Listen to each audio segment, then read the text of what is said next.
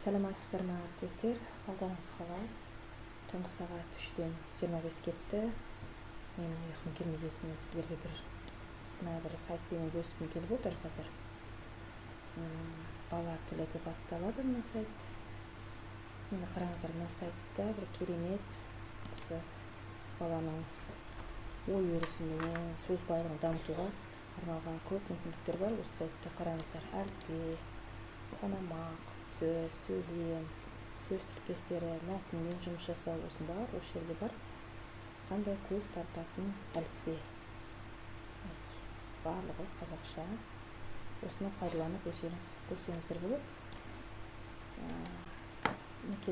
Мәзірге келетін болсақ, қараңыздар, аудио диктант дейді, мәтінмен жұмыс, сергіту сәті, әдістемелік бұрыш. Жалпы бұл жоба туралы сіздер өздеріңіз танысып біле аласыздар.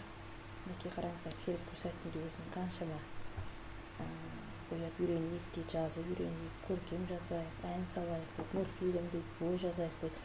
Қаншама сергіту сәтінің түрлері бар.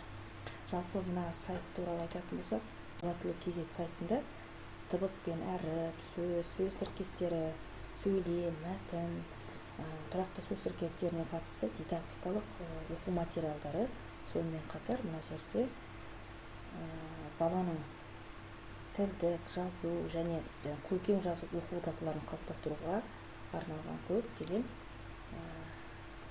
жұмыстарды қамтыған екен. Сосын мына сайтта баланың жас ерекшелігіне ескеріп жасалған екен. Мәтіндермен жұмыс, соның ішінде әңгімелермен жұмыстар бар ғой, тақырыптық өлеңдер бар, ішін аралап қарайтын болсаңыздар көресіздер. Сосын өз ойын қалыптастыруға арналған тапсырмалар да бар. Жалпы мына сайт маған ұнады. Сіздер де көріңіздер.